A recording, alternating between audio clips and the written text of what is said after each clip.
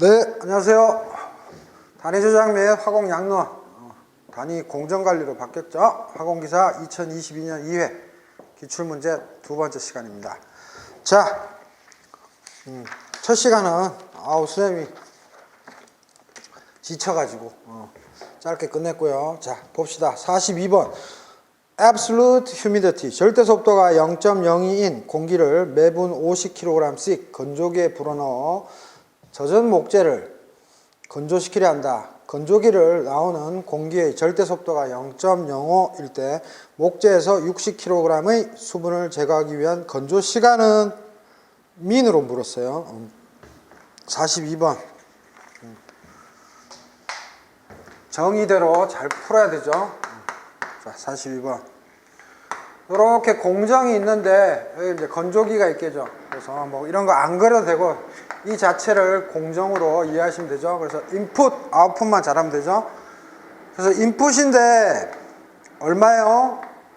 50kg per min 이라고 뒀어요. 이게 feed라고 생각하면 되죠.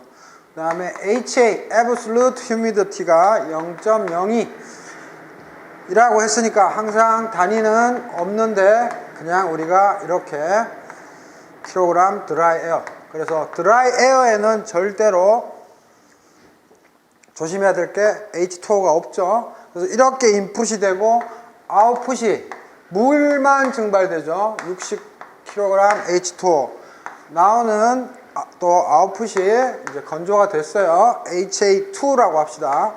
이거 HA1 그래서 HA2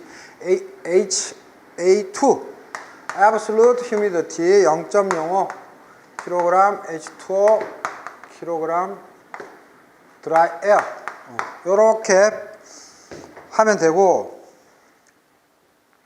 요거를 D라고 합시다. 보통 통상적으로 요거 선생님이 W로 두죠. 요 D가 얼마다? D를 모르죠. kg per min. 그래서 조심해야 될 거는 이 absolute humidity, 요 드라이 에어에는 수분이 없는 거고 얘는 H2O와 뭐다? 즉 드라이 에어 있는 거고 얘도 마찬가지로 피드에는 H2O와 드라이 에어가 있는 거죠. 그래서 공기가 들어가서 맞죠? 공기 들어가죠? 공기 들어가서 얘를 건조시키는 거죠. 자, 그러면 뭐부터 행해야 돼요? H2O의 양을 알아봅시다. 여기서 얼마예요? 50kg 들어가요. 분당 50kg. 근데 물의 양은 이거에서 찾아내죠. 얼마? 이거는 분명히 물이 안 들어간다 그랬죠. 즉 여기서 말하는 건 수증기예요. 그럼 뭐예요? 여기 앞에 1이 있는 거랑 똑같으니까 전체가 얼마야? 1 플러스 0.02분의 0.02. 즉 물의 양은 1분의 0.02가 아니라 1, 얘랑 얘를 합해줘야 되죠. 요게 키포인트였죠. 그래서 요거만 조심했으면 돼요. 자, 선생님이 이걸 계산 안 했네요. 나중에 계산기 돌리려고. 에어는 그러면 에어는 어떻게 해요? 당연히 feed-in, 즉 F인 kg per min으로 들어오는데 곱하기 1 플러스 0.02인데 에어는 1이죠. 그래서 요렇게. 그래서 절대 속도를 요거 하라고 준 거예요. 그 다음 이쪽에는 D인데 D 중에서도 H2O가 있고 D 중에서도 드라이 에어가 있을 거잖아요. Right? 근데 이 D 즉 다시 말해서 D는 DH2O 플러스 D 에어 이건 당연한 거고 그러면 D에 마찬가지로 절대 속도를 이용하는 거죠. 여기 0.05 1이니까 1 플러스 0.05 0.059 H2O의 양 얘는 1 플러스 0.05 1인 거죠. Right? 그래서 요 정보 여기 사실 F라고 여러분들 써줘도 상관없어요. 요 정보 가지고 푸는 거죠. 그래서 A 스텝 공기의 양 에어 컴포넌트 머티리얼 밸런스. 공기에 대한 수지. 공기에 대한 물질 수지. 이거를 하네요. 그래서 뭐예요? 공기. W 쪽으로는 물 나가니까 공기만 하면 뭐예요? 50 곱하기 1 플러스 0.02분의 1. 즉 공기. 들어오는 놈이 있고 일로는 물만 나가니까 이쪽으로 공기에 해당되는 거 요거네요.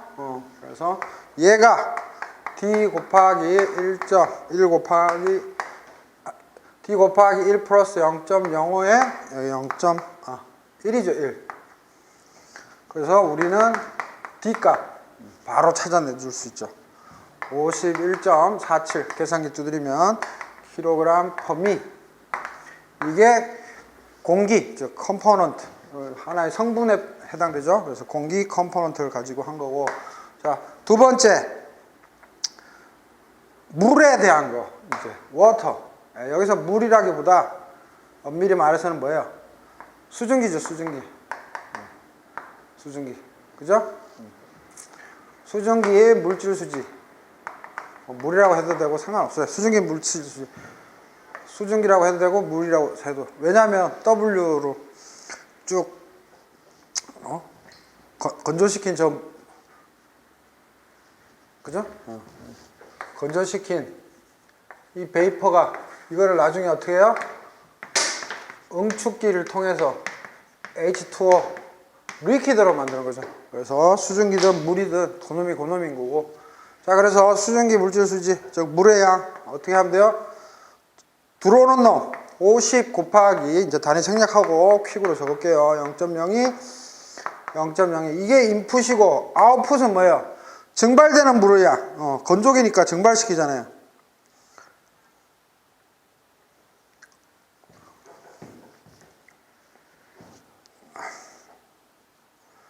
물의 양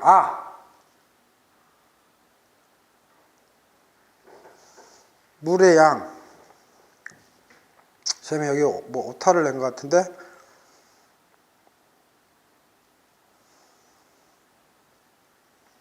들어와서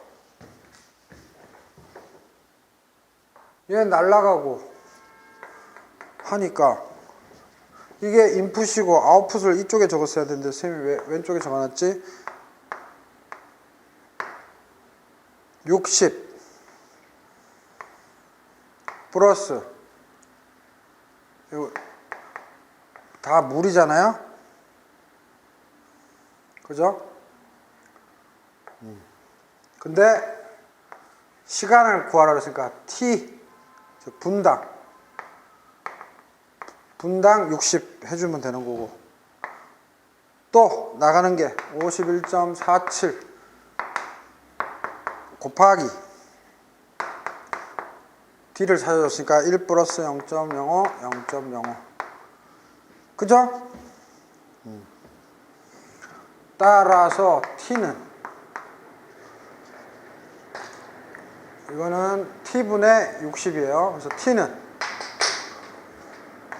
50 곱하기 1 플러스 0.02 0.02 빼주면 절로 가서 51.47 곱하기 1 플러스 0.05 0.05 그죠?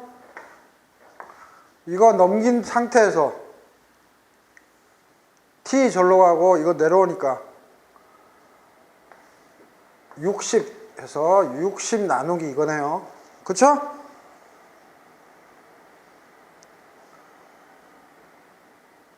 right?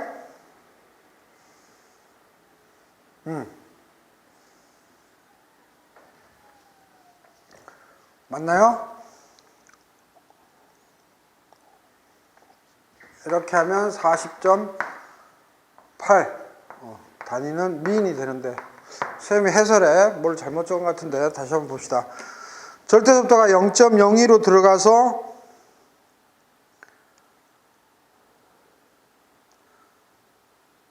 건조기에 불어넣어서 젖은 목재를 건조시킨다. 건조기를 나오는 공기의 절대속도가 0.05. 물을 머금고 나온다는 소리죠. 0.02에서 0.05. 물을 머금고 나오고 또 60kg의 물도 제거됐어. 그러면 여기 있는 것보다 킬로그램 당이니까 당연히 여기 있는 것보다 여기 있는 놈의 물의 양은 많을 거고 인풋, 아웃풋이에요. 근데 선생님 왜 잘못 적었지? 자, 다시 한번 봅시다. 공기 50 곱하기 1 플러스 0.02분의 1 공기에 대한 머티리얼 밸런스를 통해서 D를 찾아내는 거예요. D 곱하기 1 플러스 0.05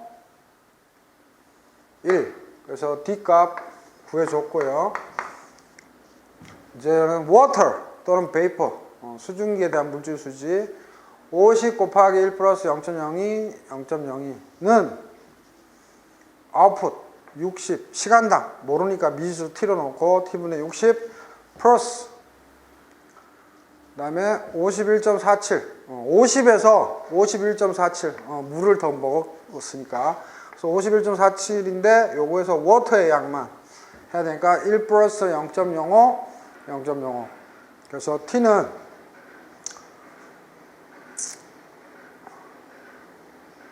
t 구하려면 일단 요 값에서 이거 넘겨주면 요 값이고 그죠? 그 다음에 역수니까 서로 맞바꾸면 되는 거니까 60 나누기 요거 해주면 되겠네요. 그죠? 그죠? 근데 쌤 뭐 이렇게 오타를 냈어? 해주면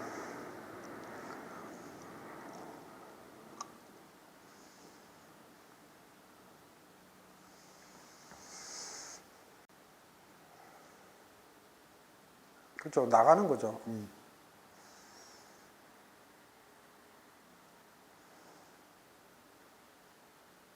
요거 계산 좀 해볼래요? 계산기로? 응? 계산기로. 왜? 지금? 아니 그냥 놔두고 카메라 계속 촬영되고 60 나누기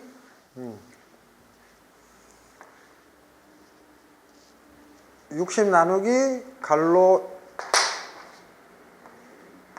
갈로 돼 있는데 60 나누기 갈로 열고 50 곱하기 0.02 나누기 1.02 60 나누기 갈로 하고 50 곱하기 0.02 나누기 1.02 그 다음에 빼기 51.47 곱하기 0.05 나누기 1.05 갈로 닫고 그러면 40.8 이렇게 나오는지 한번 보세요.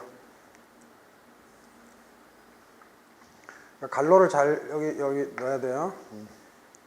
여기는 빼기 있고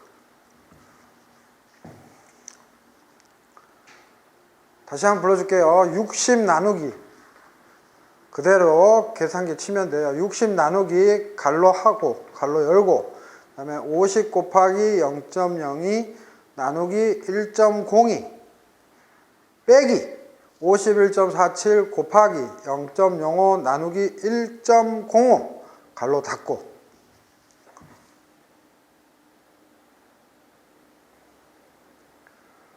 빼기 51.47 곱하기 0.05 나누기 1.05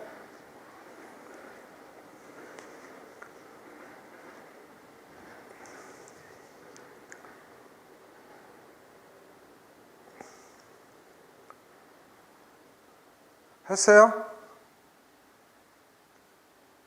답 요거 40.8 얼마 나와요? 그래요?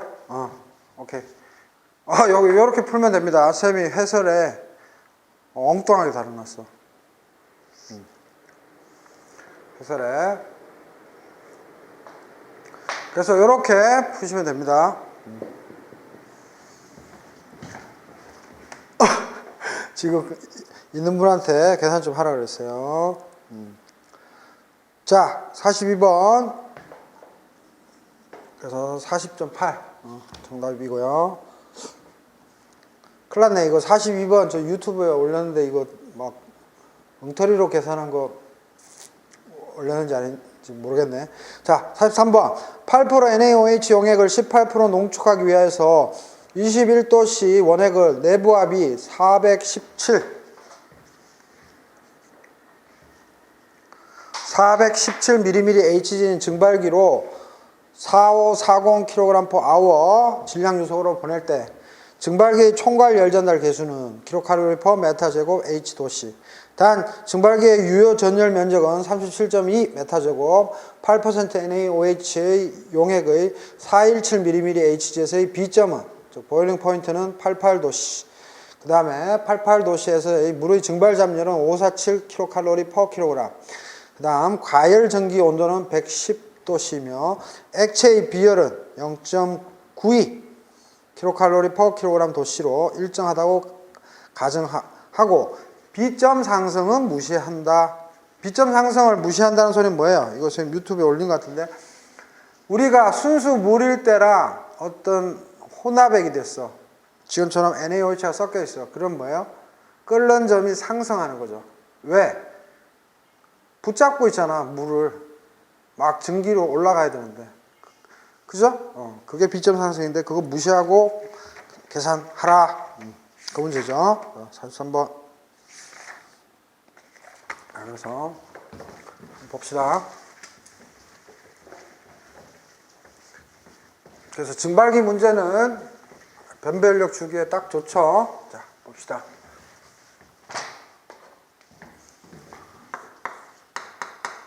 자, 이렇게 증발관이 있다고 생각하면 피드 들어오는데 XF, 여기서 X는 조심해야 돼요. NaOH의 분율이에요. 0.08. 그 다음에 엔탈피는 요거는 킬로그램, 그러니까 질량당 에너지예요. 질량당 에너지. 예를 들어서 칼로리면 이런 식으로. 오케이? 그래서 이렇게. 그러면 이렇게 왔잖아요. NaOH나 뭐 하여튼 어떤 것들이 왔어. 그러면 요렇게 해가지고 요렇게 들어가겠죠. 수증기, 스팀이라 그러죠. 스팀이 들어가서 열을 전달해서 얘를 끓이죠. 피드를. 그래서 올라가죠. 그 올라가는 거는 뭐밖에 없어요? 증발한 증기밖에 없어요. 그러니까 순수한 물밖에 없어. 그래서 어떤 교재들에서는 기체다 그래서 Y로 표현하는데 여러분들 헷갈릴 거고, 이거 잊어버리시고 그냥 분율로 XV죠. 이거는 XF, 이거는 XV. 그러면 뭐예요? 얘는 Y가 1인 거죠. 뭐 완전히. 그러니까 이거 신경 쓰지 말고 XV. 즉 V에서의 NaOH 분율 없죠. 제로. 그죠? 물만 올라가니까. 즉 증기로 올라가서 응축해서 물로 바꾸는 거니까. 그리고 그때 엔탈피 HV라고 하고, 자, 요거 조심해야 됩니다. 수증기가 있어요. 수증기. 지금 얘기하는 FVS 이런 것들은 다 뭐죠? 이거는 엔탈피는 킬로그램당 칼로리인데 이것들은 뭐예요? 킬로그램 퍼 아워, 즉 질량 유량이에요. 다 알죠? 질량 유량. 그러면 수증기로 가서 데웠어. 피드 들어온 거를. 그래서 그러면 얘는 뭐야? 응축되겠죠. 이제 온도를 잃어서 이렇게 응축액이 되겠죠. 그래서 용어를 조심해야 됩니다. 그러면 얘네들은 뭐예요? 물질 수지에서 질량 유량 안 변하죠. 즉 질량이 안 변하잖아. 그거 조심해야 되고, 이때 엔탈피는 HC고 이때 엔탈피는 뭐다? HS. 즉 수증기일 때 엔탈피고, 요거는 뭐다? 콘덴세이션. 응축되었다 해서 C를 딴 거예요. 이거 패턴이니까 그대로 요렇게 하세요. 쌤이 가르쳐준 게 최고 쉬워요. 요거고. 그 다음 우리가 원하는 거는 이거죠. 밑에 원하는 거 L 뭐예요? 응축액이 아니고 뭐예요? 농축액이죠. 증발시켜서 물로 갖고 농축으로 나왔으니까 우리가 원하는 건 이거잖아. 그리고 XL 가르쳐줬어요. 0.8이라고. 그 다음 뭐예요? 이때 엔탈피 HL이라고 가르쳐줬어요. 자, 그러면 정리해 봅시다. 다른 거 없어요. 급속물, 즉 공급물이 들어가서 열을 받아서 물로 빠지고 밑으로는 뭐예요? 농축액이 되죠. 근데 그거를 뭐로 열을 가해준다? 이게 관이겠죠, 관. 수증기 들어와서 그냥 수증기로도 빠질 수 있어요. 아니면은 이제 너무 열을 다 뺏겨서 응축액, 즉 물로 바뀔 수도 있다 이거죠. 그래서 수증기일 수도 있는데 쌤이 보통 응축액으로 우리가 체킹을 하죠. 그래서 요 엔탈피, 요 엔탈피. 그래서 응축액으로 보시는 게 좋아요. 왜냐하면 응축잡열이란 말이 나오기 때문에. 그래서 응축액. 그래서 이거는 물이에요. 그냥 수증기가 들어갔다가 물로 나오는 거. 됐죠? 그래서 쉽게 얘기해서 F는 V 더하기 L. 이게 머티리얼 밸런스야. 이게 무슨 밸런스? 머티리얼 밸런스면 자, 지금부터 이제 본격적으로 합니다. 요거 무조건 익히셔야 돼요. 패턴을. 그래서 이거를 뭐라 그래요? 단일 효용 증발관이라고 하죠. 그래서 시험에 2중 효용, 3중 효용, 4중 효용 계산 문제 두루룩 나오죠. 지금 요거는 단일 효용, 즉 싱글. 자, 그러면 뭘 하면 돼요? 증발되는 수증기 양, 즉 다시 말해서 V를 일단은 구해야 될 거 아니에요. 그래서 이거는 뭐 물질 수지의 물질 수지잖아요. 그래서 전체 토탈 머티리얼 밸런스는 선생님이 아까 방금 적은 이거고, 이거 가지고는 우리가 못 구하고, 증발되는 수증기 양 V를 구하고 싶으면 뭐예요? 컴포넌트 머티리얼 밸런스, 즉 성분에 대한 머티리얼 밸런스, 물질 수지, 즉 성분 물질 수지를 구하면 되죠. 뭐예요? FXF. 지금 X는 이 문제에서 NaOH죠. 그래서 FXF는 나가는 게 VXV 더하기 L인데 분율 XL이에요. 근데 아까 쌤이 XV는 0이라고 그랬어요. 그래서 우리는 요거만 따져주면 돼. Right? 그러면 시험 문제에서 F는 가르쳐줬어. 4540 kg per hour로 들어오고, XF 분율 8%짜리야. 0.08 NaOH래. Right? 그 다음 equal L. 문제에서 가르쳐줬어요? 안 가르쳐줬죠? 근데 우리 어떻게 쓰면 돼요? 이 L은 F 빼기 V잖아. 그지? 곱하기 0.18, 18%로 진해졌죠? 근데 여기서 우리 바로 F 대신에 문제에서 가르쳐줬죠? 얼마? 4540. 그죠? 요식도 필요하긴 필요하다. 그죠? 요거 때문에 4540. 됐죠? 따라서 V는 요식에서 미지수는 V밖에 없죠. 그래서 구하면 계산기로 2522.2 kg per hour. 시간당 2522.2만큼 증발된다. 됐죠? 여기까지는 쉬워요. 머티리얼 밸런스. 근데 중요한 거는 지금부터죠. 우리는 물질 수지와 에너지 수지를 다 이용해야 되죠. 자, 공급액의 열. 이건 써줄게요. 공급열이라고 그냥 쓸게요. 공급열. 여기서 공급열은 여러분들 헷갈리니까 공급물 그냥 엔탈피로 생각하셔야 돼. 근데 쌤은 열이라고 적었는데, 그 다음에 뭐예요? 수증기 엔탈피. 그 다음에 농축액. 농축액 엔탈피, 즉 에너지. 그 다음에 증발증기 엔탈피. 그 다음에 응축액 엔탈피. 이게 뭔 소리야? 이거 뭔 소리야 이거? 자, 아까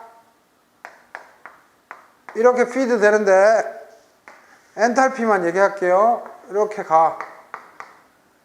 HV, 이거는 HL이야. 그지? 이때 이거는 뭐야? 단위 질량당 칼로리, 킬로그램 분의 칼로리인 거고, 여기에 질량 유량을 곱해야 kg 없어지겠지. 그래서 F였고 얘는 V였고 얘는 L이었잖아.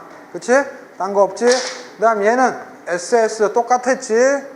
질량 유량은. 그 다음에 엔탈피는 HC였고 HS였고 얘 HC잖아. 그러면 이거를 하나의 개로 따지면 들어가는 놈은 뭐야?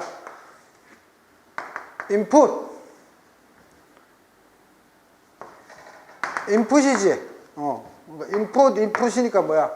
공급물 엔탈피, 들어가는 수증기 엔탈피. 그래서 인풋과 아웃풋이 같아야 되잖아. 에너지 보존 법칙에서. 농축액 뭐야? 요 밑에 거 요거 의미하는 거고, 증발되는 거 요거 증발전기 엔탈피. 그 다음 뭐야? 요거 응축액 H. 그래서 요 그림 하나만 딱 그리면 다 게임 오버야. 증발과는 그렇게 공부해야 돼. 자, 그래서 요거를 이제 수학적으로 쓰면 공급물 H는 뭐예요? 질량 유량의 엔탈피를 곱하면 되는 거고. 그럼 단위는 뭐가 돼요? 요 F는 킬로그램 퍼 아워고 HF는 칼로리 퍼 또는 뭐 줄 퍼 아워니까 단위 질량 단위죠. 그래서 이거 없어져서 최종적인 단위는 뭐야? 칼로리 퍼 아워. 그래서 우리가 에너지에 대한 수지다. 그래서 에너지 수지고 연속식이기 때문에 밑에 타임이 들어가는 것 뿐이지. 그치? 그래서 토탈이지, 이게 토탈. 야, 그래서 FHF, 인풋, 또 인풋 되는 건 뭐 있어? 이거, SHS는 아웃풋, 얘, L, 순서는 상관없어요. L, 또 나가는 거, V, HV, 플러스, 응축돼서 나오는 엔탈피, SHC. 이게 다야. 너무 쉽다. 자, 그러면 요 다음에는 이제 무슨 작업을 해야 돼요?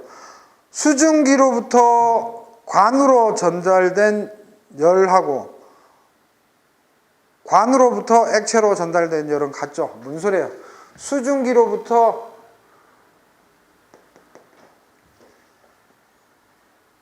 관으로 전달된 열. 이 말은 여기에 이렇게 관이 클 거 아니야. 그러면 이 수증기가 지나가면서 이제 관으로 열이 전달되고 관에서 이 액체를 데우겠지. 그러니까 수증기로부터 관으로 전달된 열. 이 말은 수증기가 그냥 공급물 데운 열. 그거야. 그럴 거 아니야. 그 다음 다시 뭐예요? 관으로부터 액체로. 그래서 우리가 그 지난 시간에 했던 보일링 커브 이런 게 중요한 거잖아. 열 전달이 잘 돼야죠. 관으로부터 액체로 전달된 열. 그러니까 다시 한번 크게 그려보면 이렇게 관이 있어. 여기 액체야. 우리 공급물이야. 수증기 들어왔어. 막 이렇게 하는데 나가는데 얘가 이 관으로 전달된 열이 다시 액으로 가잖아. 그게 서로 일단은 열 손실 없다는 조건이지. 그래서 이렇게 해놓은 거고. 이 말은 뭐야? 수증기로부터 관으로 전달된 열은 뭐야?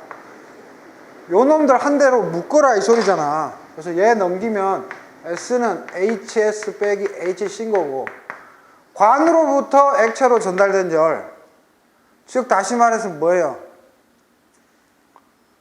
공급물을 이 수증기가 열을 잃고 응축돼서 물로 나가죠.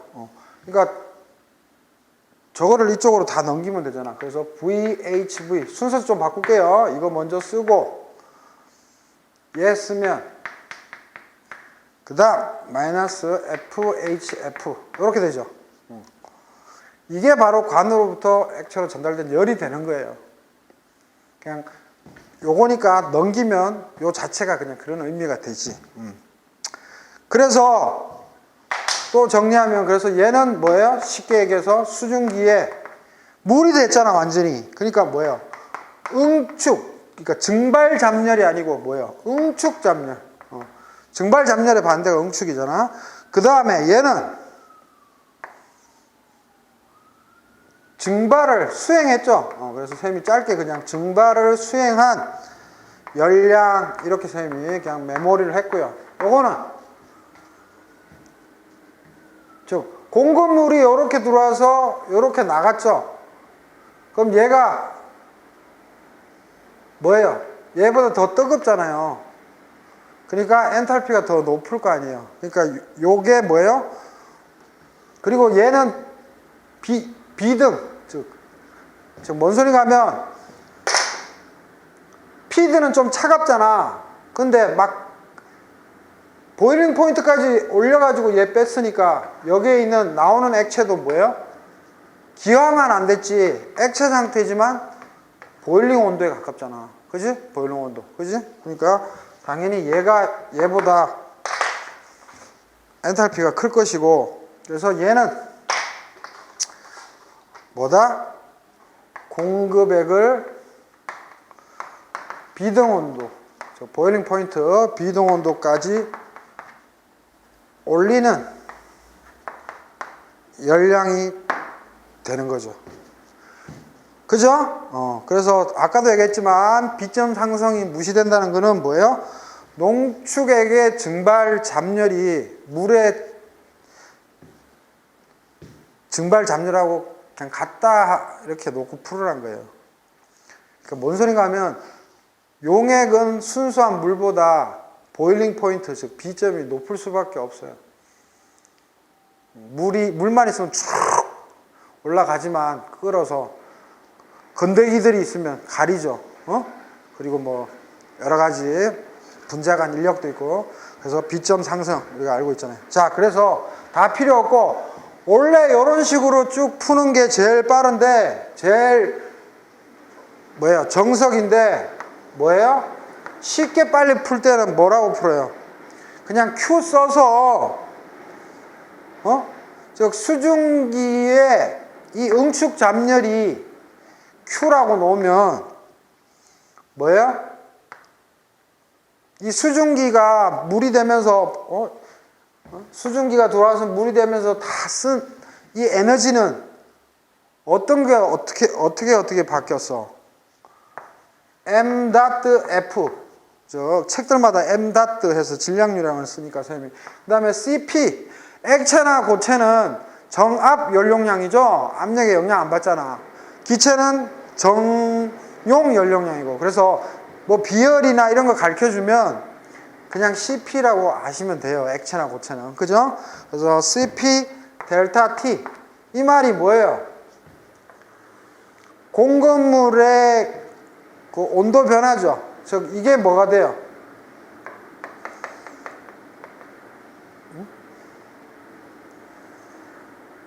요거죠, 요거. 플러스. 그러니까 공급물을 여기서는 MF니까 M.F니까 M 조성만 생각하시면 돼요. M 조성만. 물은 생각하면 안 돼요. 물 생각하면 이제 헷갈리기 시작해요. 그래서 요게 요거고, 그 다음에 이제 요 위로 날아간 거, 즉 VHV가 이게 되잖아요. 증발 잡열, right? 그래서 우리가 요 람다를 특히 쓰죠. 람다가 증발 잡열이니까 킬로그램당 칼로리니까 질량유량. 근데 베이퍼의 질량유량. 그죠? 그래서 이거 다시 또 이쁘게 얘기하면 얘는 우리가 표기한 대로 쓰면 뭐예요? F죠. MF 다트가 F죠. 그다음 CP는 C로 쓰면 되죠. 델티는 델티. 즉 공급물의 온도와 나가는 놈의 온도 차이. 뭐 당연히 비등 온도죠. 굳이 나타내면 요게 요 형태다. 선생님 그린 거예요. 그죠? 그 다음에 플러스 MV 다트는 그러면 쌤이 한 거에서는 뭐예요? V죠. 질량유량.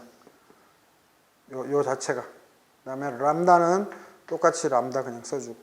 그래서 람다라고 쓰기 싫으면 H 뭐 LV 해서 이렇게 증발 잡열 표시를 해줘도 되고.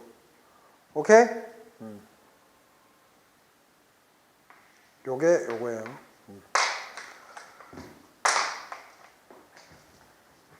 그래서 그냥 뭐 H라고 써줘도 되고.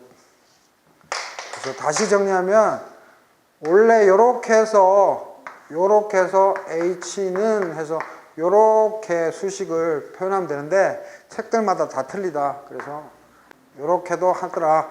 그래서 요 Q의 의미는 수증기가 응축되면서 모든 공급물에 에너지를 다 전달했잖아요. 그 Q 값은 공급물을 위로도 보냈고 아래로도 보냈는데 밑으로 오른 놈한테는 현열이잖아요. 현열. 위로 가는 놈은 잡열이잖아. 현열과 잡열 그냥 더해준 것 뿐이야. 오케이? 자, 그래서 이거 쌤 일부러 좀 길게 설명하는 거고, 실제 시험에서는 뭐 일단 이렇게 돼 있으면 실제 시험에서는 그냥 H 또는 뭐 정 헷갈리면 Q 한 다음에 어떻게 하면 돼요? MF의 dot 이거 있는 대로 참 그대로 쓰면은 무슨 형태? FC 뭐 CP라고도 합시다. 델타 T 플러스 V의 람다. 여기서 람다는 증발 잠유죠. 요렇게 해서 그냥 풀면 되는데 하도 책들이 어떻게 간단하게 푼다? M.F CP 델 T 플러스 MV 이거 람다 이렇게 풀더라. 그래서 요렇게 여러분들 풀어도 되고 요렇게 풀어도 되고 상관없어요. 근데 요거 한번 익숙해지면 요거에 맞들이면 이제 요거로 풀면 되죠. 그래서 이렇게 풀던 얘가 얘죠. CP 델 T 플러스 얘가 V 람다. 그죠? 그래서 이거 풀면 4540kg F 값 문제에서 주어졌고요. CP 비열 0.92 kcal per kg 도시 문제에서 주어졌고요. 그다음에 곱하기 델타 T B점 즉 기체가 못한 액체 밑으로 나오는 우리가 원하는 제품 B점으로 데워졌겠죠. 공급은 이렇게 21도로 공급했고 요게 요거고 플러스 V 나가는 놈 증기 위로 나가는 놈 25.2 kg per hour 곱하기 547 kcal per kg. 그래서 요 증발 잠열은 즉 저 V로 빠지는 놈은 뭐다? 시험 문제에서 주어졌죠 지금. 그래서 이거 다 하면 1659489 1659489 kcal per hour죠. 아워는 아니고 킬로그램 도시. 그래서 아워와 킬로칼로리만 남죠. 그래서 단위만 맞으면 다 푼 거죠. 그래 요게 이 Q가 뭐예요? 스팀으로 들어온 놈이 전달된 모든 열이잖아요. 그게 우리가 총괄 열 전달 계수 써서 Q는 UA 델타 T잖아요. 근데 시험 문제에서 뭘 구하라 그랬다? U를 구할 수도 있고요. A를 시험에 낼 수도 있죠. 이번에는 U를 구하래요. 그래서 A 델 T Q 그죠? Right? 그래서 Q 값 1659489 kcal per hour고 A 면적 가르쳐줬어요. 37.2 메타 제곱 곱하기 델 T 110 빼기 88 도시 하면 얼마다? 2027.7 kcal per 메타 제곱 H 곱하기 도시. 그래서 단위도 다 맞고 정답 2027.7 kcal per 메타 제곱 곱하기 아워 도시. 자 여기서 이제 가장 핵심이 되는 거. 자, 다 구했어. Q도 구했고 UA 델타 T까지 왔어요. 근데 델타 T는 요거 조심해야 돼. 델타 T는 열교환기 이런 게 아니야. 이 증발관에서 쓰는 거는 델타 T는 뭐 유효 온도 차라고도 하고요. 동의어로 총괄 온도 차. 잘 안 보일 텐데 유효 온도 차, 총괄 온도 차예요. 그래서 여기서 실수하면 안 되는 게 증기 온도에서 비등액 온도를 빼줘야 돼. 그래서 증기 온도가 얼마였죠? 위로 날아가는 거?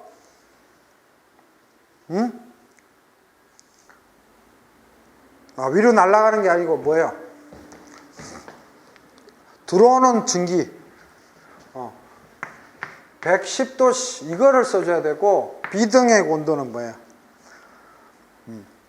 비등액 온도 88도씨를 써줘야 돼. 자, 그래서 뭔 말인가 하면, 자 봐요.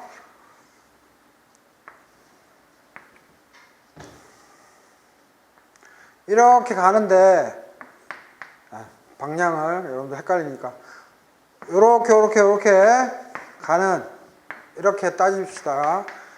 증기가 이렇게 가요.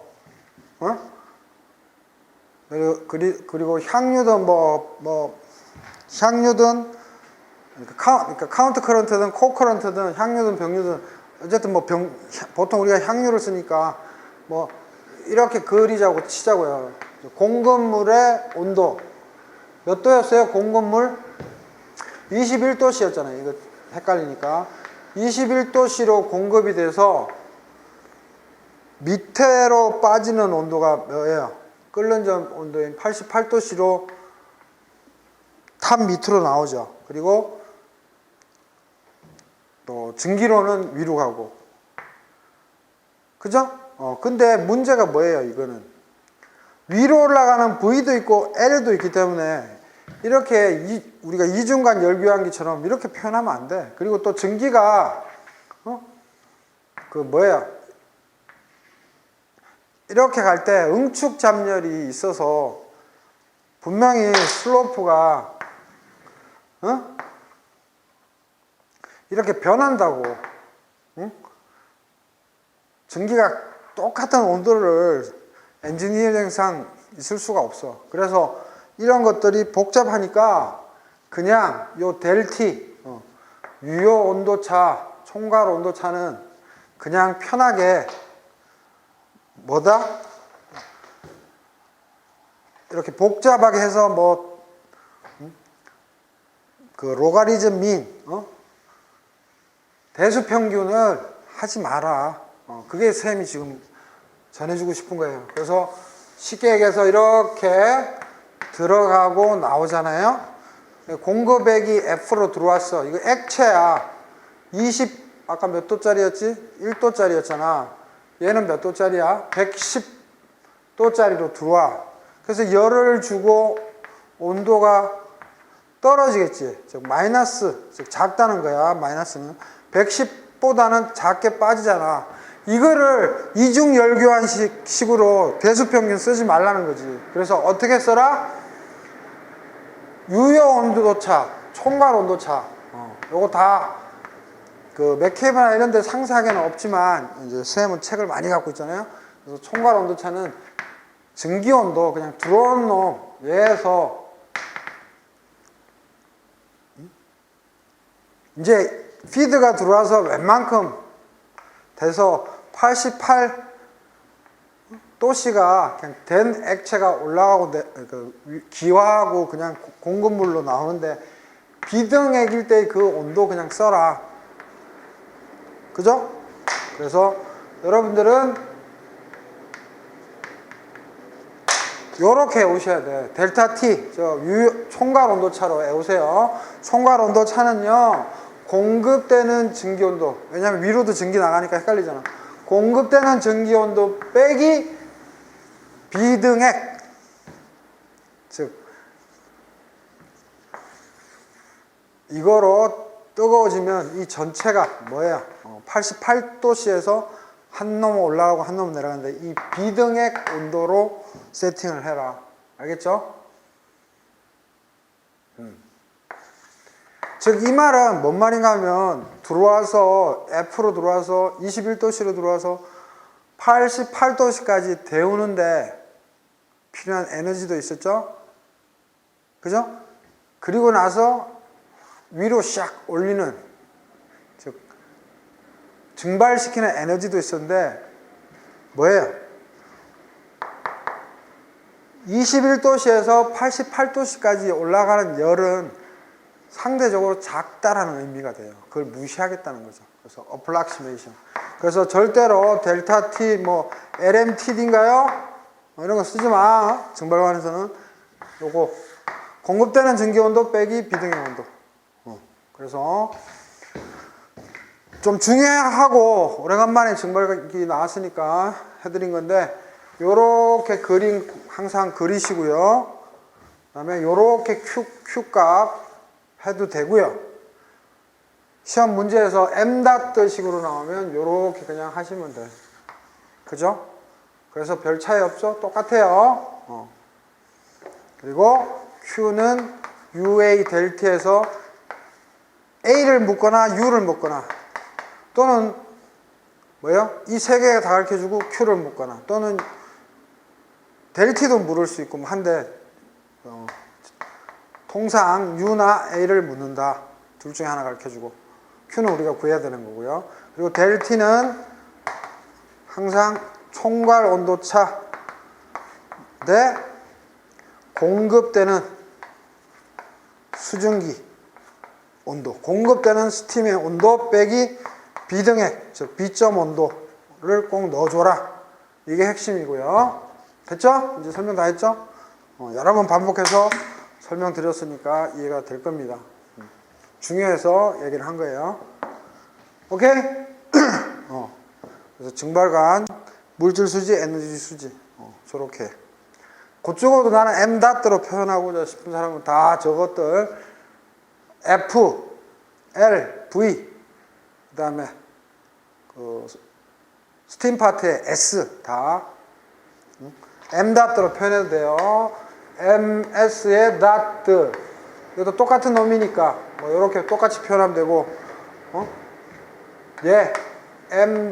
MF의 닷 이렇게 하면 되고, 여기서 V니까 MV의 닷, 뭐 라지 V니까 여기도 라지 V 써도 됩니다.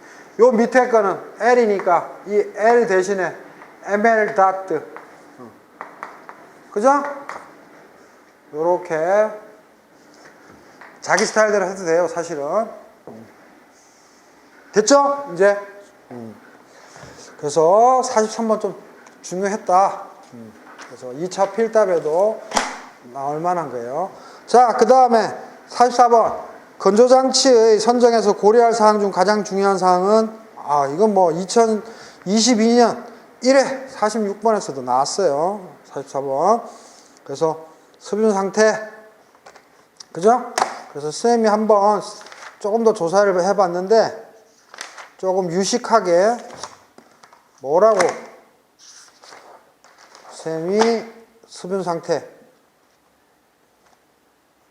했냐면, 그냥 듣기만 하세요. 안 중요하니까 그냥 읊어기만 할게요. 건조장치의 선정은 원료의 모양과 크기, 중요하죠? 그 다음에 수분 평형 관계. 즉, 그 말이 뭐예요? 어떤 물체에 수분이 있을 때 그거 건조시키니까 수분 평형 관계가, 그게 바로 지금 답 1번처럼 수분 상태겠죠. 그 다음, 고체를 통한 수분의 흐름 기구, 즉 우리가 어떤 장치도 중요하겠죠.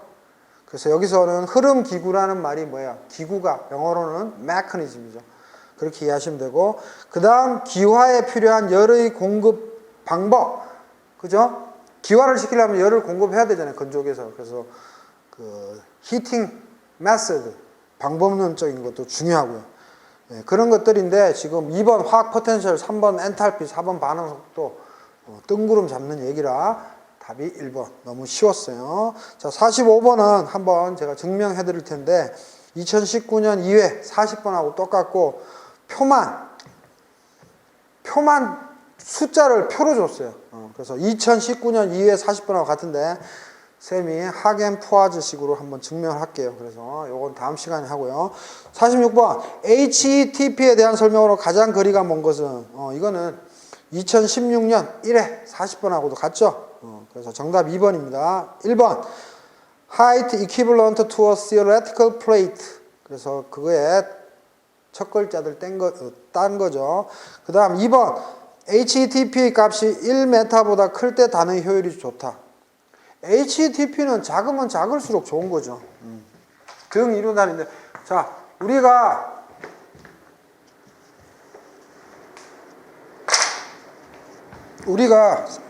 46번을 보면 컬럼이 있어요. 또는 컬럼 또는 뭐야 타워. 우리가 플랜트 가면 이렇게 충전물이 있고요. 이제 뭐 플레이트가 있어서 못 나가는데 이렇게 이거를 패크드 베드 충전탑이라고 그러고, 단탑은 뭐예요? 헛단자가 아니에요. 플레이트예요. 플레이트 타워 또는 플레이트 컬럼. 이렇게 뭐예요? 플레이트 단이 많이 져 있잖아요. 그죠? 그래서 위로는 베이퍼가 올라가고, 보통 위에서는 액체가 내려오고, 그렇게 해가지고 서로 뭐 이렇게 접촉을 하는데, 중요한 거는 이 패크드 베드. 이거를 충전탑 또는 충진탑 다 동의어예요. 이거는 단탑 또는 뭐예요? 플레이트 타워 또는 플레이트 컬럼이라고 하는데, 여기는 이렇게 단이 있으니까 상관이 없는데 계산하기 뭐 수학적으로 계산하면 되는데, 얘는 없기 때문에 HTTP가 되는데, 얘는 등 이론단이잖아요. 즉 단과 단 사이에 요거를 여기서는 이제 찾아내는 건데, 당연히 HTTP가 뭐예요? 작으면 작을수록 좋은 거죠. 그죠? 그래서 이 값이 작으면 작을수록 성능이 좋은 거죠. 잘 생각해 보세요. 그죠? 그 다음에 3번 충전탑의 높이, 즉 Z를 N으로 나눈 거 당연한 거고요. 4번 탑의 한 이상단과 똑같은 작용을 하는 충전탑의 높이. 그러니까 HTTP란 이론적인 건데, 요거만큼의 거리인데 이게 이만큼이 이거에 상응하면 이거 막 very much 충전해야 되잖아. 그러니까 이 HTTP를 요 단만큼보다 줄이는 게 작잖아. 그래서 얘보다 작은 게 좋잖아. 뭐 다 하는 거잖아.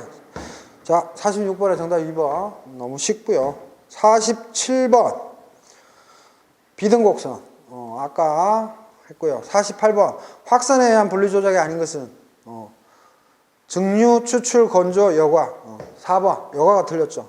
그래서 이거는 쌤이 팔 아파서 천천히 읽어 드릴게요. 다 아는 거예요. 그리고 요거는 9급인가 7급인가 화학공학 일반인가 7급 전달 현상인가에 그냥 점수 주려고 나왔던 건데, 여러분들 혼합물 있으면 우리 그거 성분 분리할 때 맥케이브 책의 이제 D파트에서 큰 테마가 뭐예요? 확산 조작, 즉 diffusional operation이 있고 기계적인 분리, 즉 mechanical separation 있죠.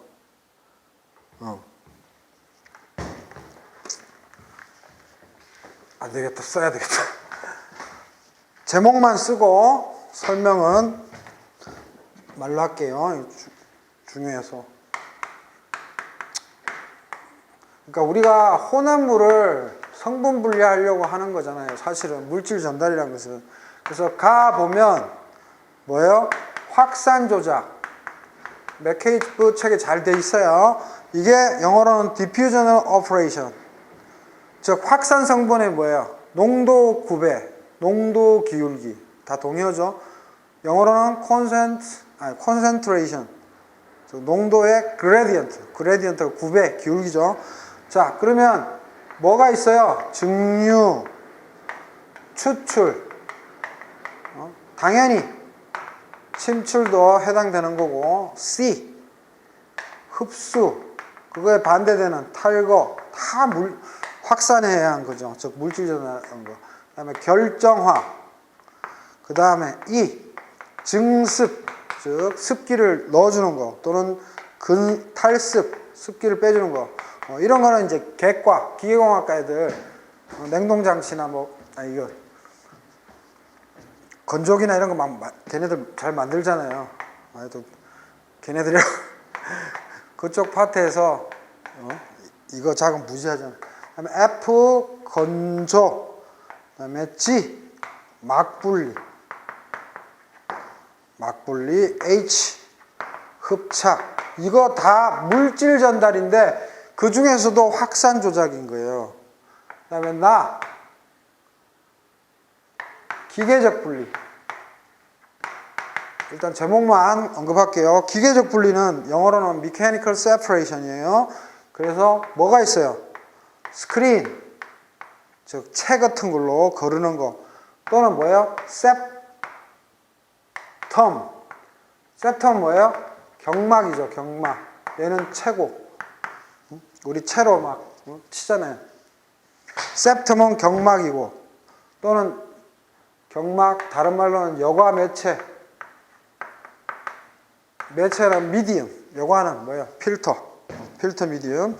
그 다음에 또 다공성 막, 포러스, 즉 영어로는 멤브레인쯤 되겠네요. 그러니까 스크린은 큰 입자들 하는 거고, septum, 멤브레인은 아주 작은 거고. 그 다음에 침강 속도.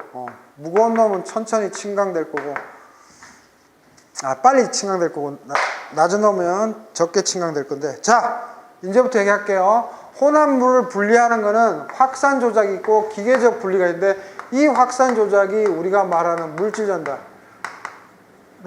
확산, 이거 얘기하는 거고, 기계적 분리는 그냥 기계적인 거고. 그래서 요거 안에 들어가는 것과 안 들어가는 거 물었는데, 지금 시험 문제에서는 여과, 그죠?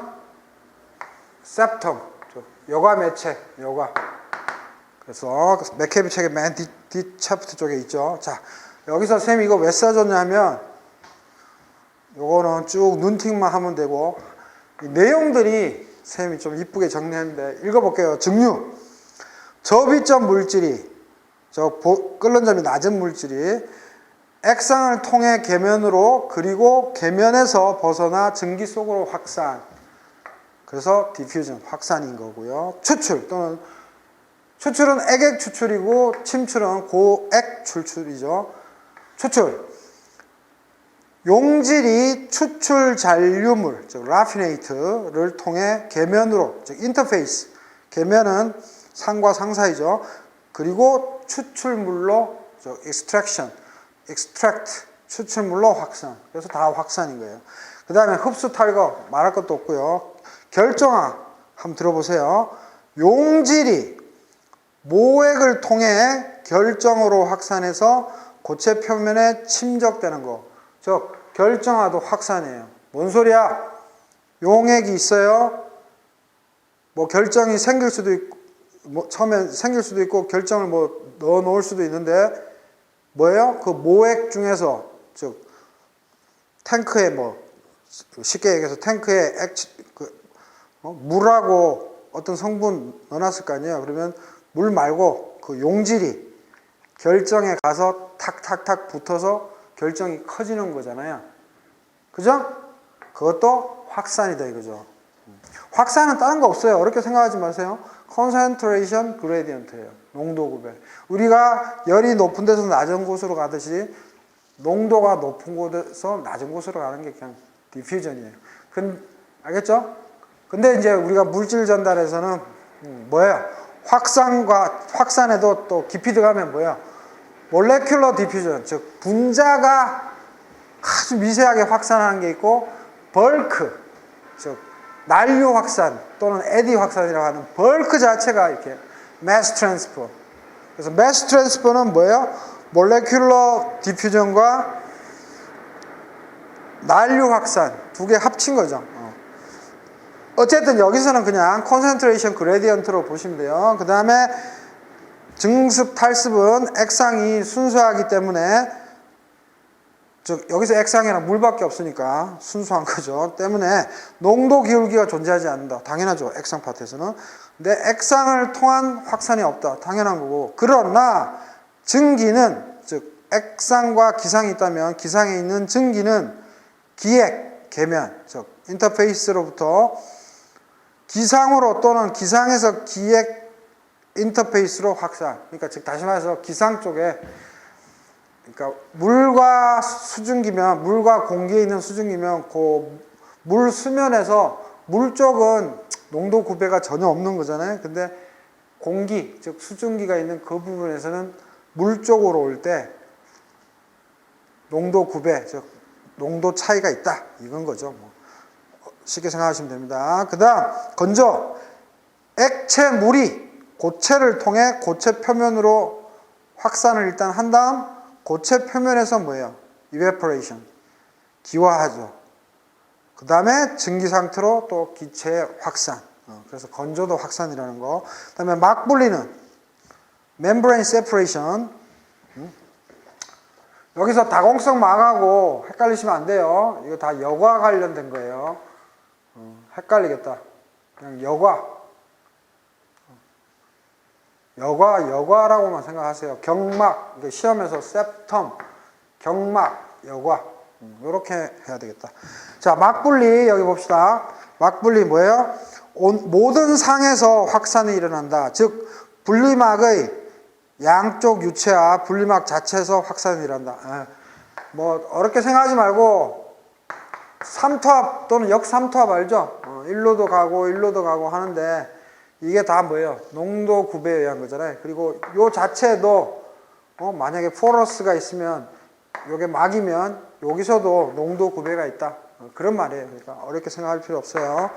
그 말인 거고, 흡착 당연한 거고. 자, 그래서 기계적 분리, 이게 다 확산이니까, 물질 전달의 디퓨전이니까 침강, 뭐 체 같은 거로 분리 또는 여과, 그러니까 체, 여과, 침강 이 세 가지만 키워드로 외우시면 되겠네. 스크린 요거로 외워도 되고, 여과, 침강. 나머지는 다 디퓨전이다. 자, 그 다음에 49번. 레이놀즈 수가 300인 유체가 흐르고 있는 내경이 2.5cm인 관에 마노메타를 설치하고 잘 때 관 입구로부터 마노메타까지의 최소 적정 거리는 49번은 뭐 다른 거 없죠. 우리가 마노메타 이런 거 측정할 때 뭐 속도가 뭐예요? 스테이블 해야 되죠. 그래서 2016년 1회 35번하고 거의 같고 숫자만 뭐예요? 숫자만 틀리죠. 그래서 뭐 구하라는 거예요? 49번. 전이 길이를 지나서 세팅해야 되잖아. 그래서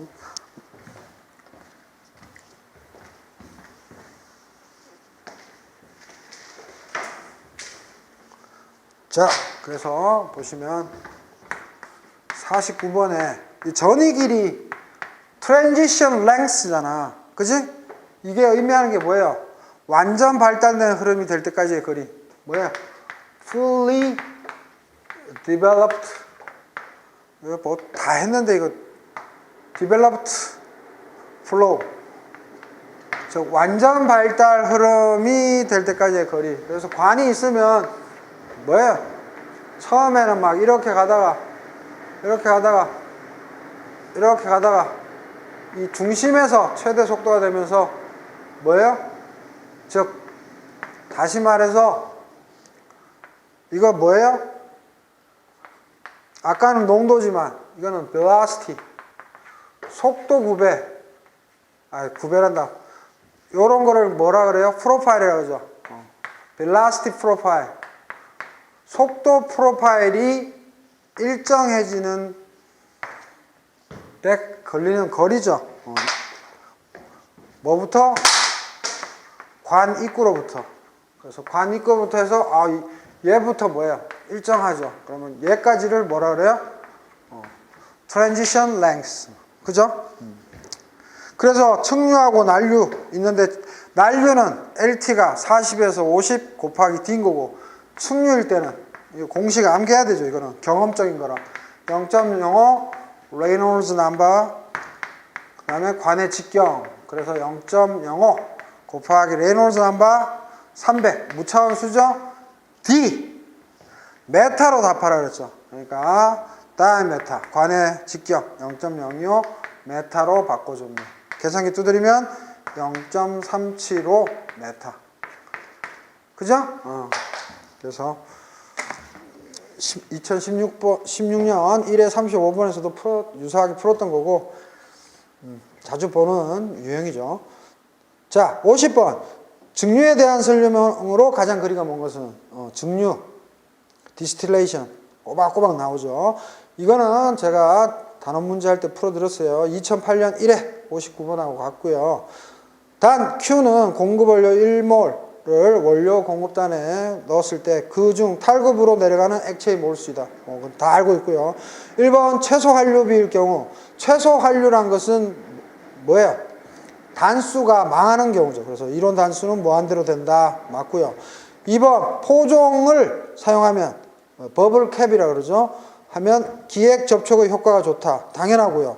그 다음에 맥케이브 실레법에서 Q값은 증기 원료일 때 0보다 크다. 아니죠.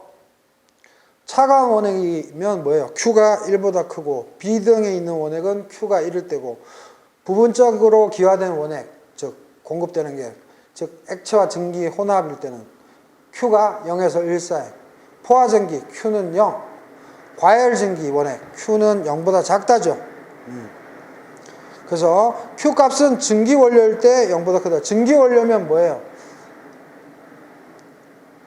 포화전기일 때는 Q가 0이고 과열전기일 때는 Q가 0보다 작다죠. 근데 0보다 하여튼 크다고 했으니까 무조건 틀렸고요. 그 다음에 맥카이브 실레법 말고 늘 언급되는 게 폰촌 사바리법. 요거는 엔탈피와 농도 도표와 관계가 있다. 그래서 엔탈피 농도 관련돼서 한다는 거고, 학부 시절에 폰촌 사바리법 잠깐 강의 들었을 텐데, 시험 문제로는 9급이든 7급, 기사에도 요 정도 멘트 말고는 계산 문제는 거의 안 나오고, 그래프 문제도 안 나오고 있죠. 자, 거기서 포종만 봅시다. 포종 다 알죠? 몇 번이에요? 50번. 자, 이렇게 컬럼이 있으면 이렇게 이제 돼 있을 거 아니에요? 그래서 액체가 내려와서 이렇게 하면서 이 기체가 올라가죠? 그래서 서로 만나서 어떻게 돼요? 흡수도 하고 탈거도 하고, 그죠? V에 있는 어떤 놈을 L이 흡수하고, 그런 식으로 하죠. 근데 올라갈 때 기체로 올라가니까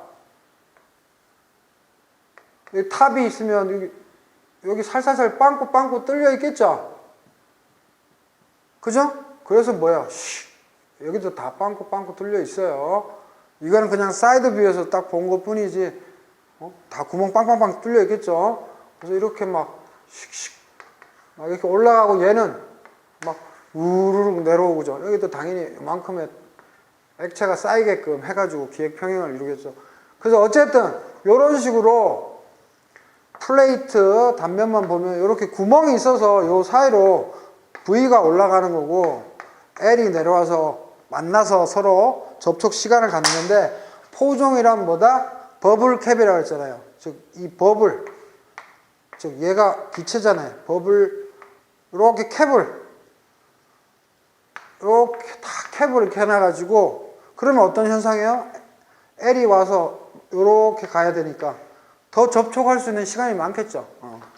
그래서 이거를 포종탑이라고 그러고 자주 언급되죠. 포종탑 9급에서도 자주 언급됩니다. 그래서 50번에 어찌됐든 정답 3번이고요. 자, 51번. 메틸 아세테이트가 RA 반응식과 같이 고압 촉매 반응에 의하여 합성될 때 이 반응의 표준 반응열은, 너무 쉽다. 이거 뭐예요? 2021년 3회 26번에서도 쌤이 했네요. 정답 1번. 여러분들이 할 수 있죠? 51번. 네? 2021년 3회 26번에서도 했어요. 쌤 그 해설서 보면 되죠. 너무 쉽잖아요. 51번에 정답 1번 마이너스 18.9. 요거는 팔 아파서 넘어갑니다. 2021년 3회 26번에서 했어요. 자, 52번 봅시다. 기체 A 30 볼륨 퍼센트와 기체 B 70 볼륨 퍼센트 기체 혼합물에서 기체 B의 일부가 흡수탑에서 산에 흡수되어 제거된다. 이 흡수탑을 나가는 기체 혼합물 조성에서 기체 A가 80 볼륨 퍼센트이고 흡수탑을 들어가는 혼합 기체가 100몰 per hour 할 때 기체 B의 흡수량은 그래서 단위는 몰 per hour로 대답하래요. 이거는 2014년 2회 28번 보면 되죠. 그래서 52번 뭐 그냥 밸런스 세우는 거죠. 52번.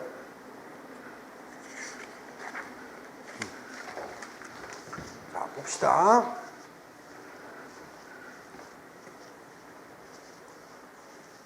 52번 뭐 특이사항 없고 그냥 밸런스 세우는 거죠. 뭐예요? 이렇게 있으면 어려울 거 없어요. F 얼마예요? 100몰 per hour 들어와요. XA 0.3, XB 0.7이에요. 산이 이렇게 오는데 이거 너무 어렵게 생각하면 안 돼요. 3 플러스 XB 이렇게 두면 미지수 그냥 X라고 둔대요. 얘는 뭐예요? 100 마이너스 XB겠죠.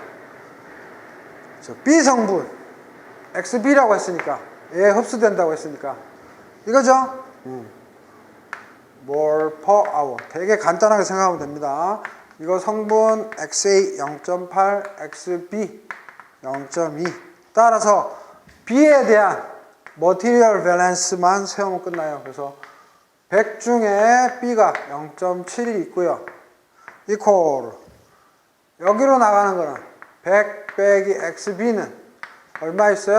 0.2만큼 있고 또 플러스 얘 XB죠.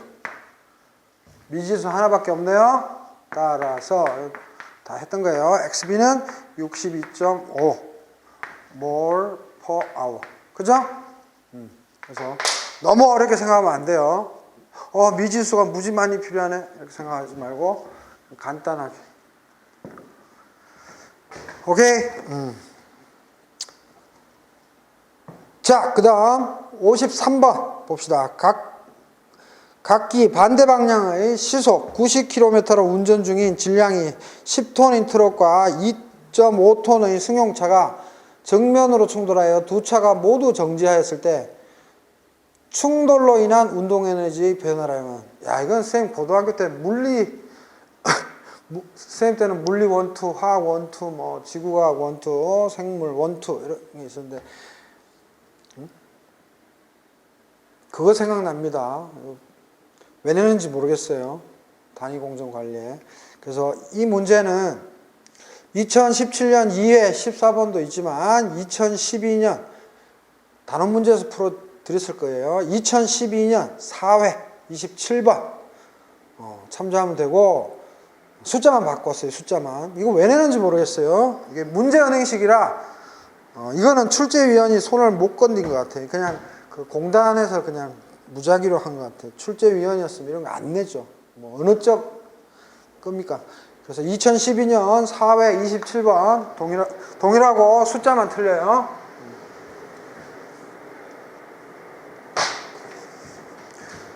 자, 이거 뭐 길게 설명 안 할게요. 벡터값 무시하고 화살표 해야 되는데, 자, 운동량은 MV죠. U로 써도 돼요. 이게 운동량이죠. 충격량 뭐예요? FT죠. 힘 곱하기 시간. 이건 다 알죠? 그래서 힘은 뭐예요? 운동량을 시간으로 미분 때린 거죠. 그래서 M, 요게 MV니까 M은 그냥 빠져나오고 DT분의 DV에서 MA. 그래서 F가 MA다.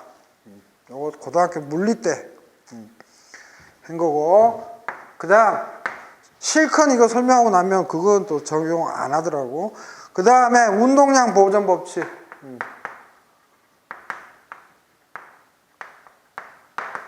그래서 M 이니셜, V 이니셜 길게 설명 안 할게요. MF, VF. 그래서 우리가 아는 보존 법칙은 뭐예요? 물질 수지를 세우는 물질 수지의 질량 보존의 법칙. 그래서 물질 수지의 질량 보존의 법칙, 에너지 보존의 법칙. 이 세계에서는, 이 우리 우주 지구에서는, 그 다음 운동량 보존의 법칙. 요 세 개만 기억하면 되죠. 법칙 몇 개? 세 개. 질량 보존의 법칙, 에너지 보존의 법칙, 운동량 보존의 법칙. 그래서 보통 P를 써요. 뭐 MU를 쓰셔도 되고 MV를 써도 돼요. 그래서 초기의 운동량은 파이널, 나중에 운동량과 같다. 그래서 이거 실컷 설명했는데 문제 풀 때는 아무 상관이 없어. 그래서 에너지 보존 법칙. 그래서 이런 게 있다는 것만 일단 아시고, 충격량, 운동량 나오니까 개념상 해드린 거고, 에너지 보존 법칙으로 이 문제는 그냥 쉽게 푸는 겁니다. 즉 다시 말해서 에너지 보존 법칙인데 뭐다? 운동 에너지가 두 개의 비클이 속도는 똑같은데 뭐예요? 무게만 틀리죠. 속도는 똑같은데 와가지고 꽝 해가지고 멈췄어. 저 당구장 가면 당구 두 개 딱 합치면 뭐 하여튼 딱 멈추는 거. 완전 탄성 충돌인가? 그래서 그냥 운동 에너지가 뭐로 바뀐 거예요? 그냥 충격 에너지로 그냥 다 바뀐 거예요. 그래서 에너지 그냥 보존 법칙 쓰면 돼. 그래서 뭔 소린가 하면 이제 지금부터가 솔루션인데, 운동 에너지는 뭐였었어요? EK1, 즉 그 자동차 두 대였죠. 걔의 운동 에너지랑 두 번째 거의 운동 에너지의 합이 다 뭐로 바뀌었다? 충격 에너지로 바뀌었다. 즉 에너지 보존 법칙이야. 딴 거 없어. 그래서 그냥 써주면 돼. 2분의 1 M 뭐 U 제곱을 하든 V 제곱, V를 쓰든 U를 쓰든, 그 다음에 2분의 1 MU 제곱인데 팔 아파서 귀찮아서 그냥 여기다 넣을게요. 10톤이에요. 두 번째 자동차는 2.5톤이야. 그냥 집어넣으면 돼요. 속도 얼마예요?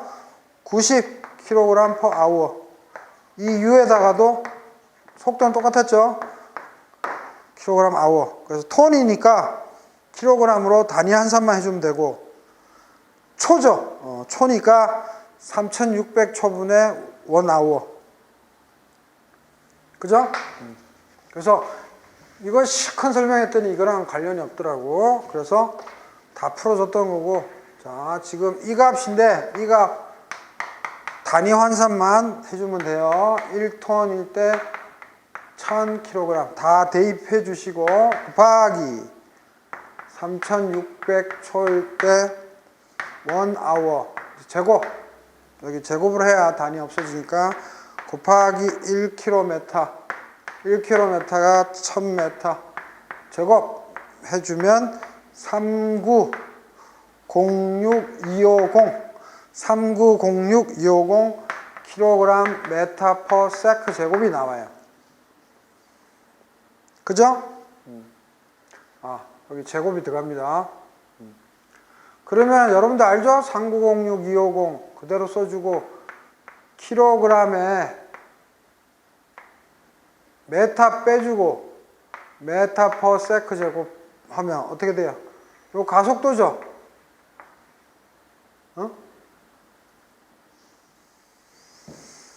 맞아요? 이렇게 해주면 여러분들 더 헷갈리겠다. 그냥 오리지널 해야 되겠다. 자, 이렇게 단위가 나왔으면 이거 다 알죠? 킬로그램에 메타 세크 제곱에 뒤에다가 메타를 빼면 이게 뭐예요? 1kg 곱하기 1m/s 제곱. 이게 뉴턴이죠. 이게 뉴턴. 그래서 뉴턴 곱하기 메타니까 뭐가 돼요? 줄이죠. 그죠? 그래서 3906250 요 자체가 뭐예요? 줄. 그래서 대략적으로 10의 거듭제곱으로 나타내면 3.9 곱하기 10의 육성줄. 정답 3.9 곱하기 10의 육성줄. 그래서 아까 쌤이 얘기한 운동량이 어떻다, 충격량이 어떻다, 그냥 데피니션에 대해서 써준 것 뿐이고요. 이 문제에서는 그냥 운동 에너지가 충격 에너지로 바뀌었다니까 운동량 보존 법칙도 아니고 질량 보존 법칙도 아니고 에너지 보존 법칙으로 그냥 모든 운동 에너지가 충격 에너지로 갔다. 그래서 운동 에너지 그냥 합을, 두 자동차의 합을 그냥 구하는 거였습니다. 그죠? 좀 싱겁죠? 그래서 요거에 대한 디테일 해설은 단원 문제에 2012년 4회 27번 보면 됩니다. 숫자만 틀려요. 자, 이렇게 해서 이번 시간 마치도록 하겠습니다.